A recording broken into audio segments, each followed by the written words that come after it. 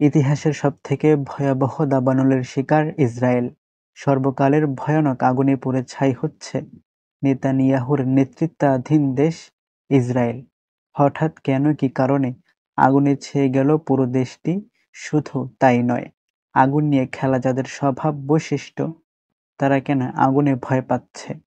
আগুন নিয়ে বড় ধরনের বিপাকে পড়ে ইসরায়েলের দমকলের সদস্যরা। আগুনের উত্তাপে সাধারণ জ্ঞান হারিয়ে ফেলেছে ইসরায়েলিরা। সড়ক থেকে মহাসড়ক, দেশটির বাণিজ্যিক রাজধানী থেকে শুরু করে প্রত্যন্ত অঞ্চলে পৌঁছে গেছে ভয়াবহ দাবানল।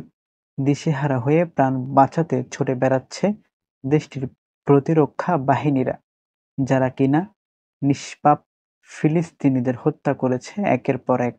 নেতানিয়াহুর নির্দেশে নিরাপত্তা বাহিনীর প্রত্যক্ষ মদদে পুরো গাজাকে ধ্বংস করা হয়েছে।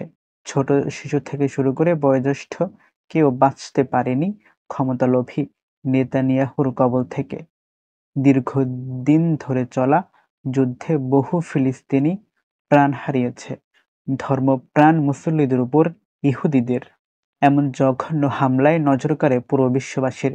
সকল বিশ্ব নেতারা নীরব ভূমিকা পালন করেন।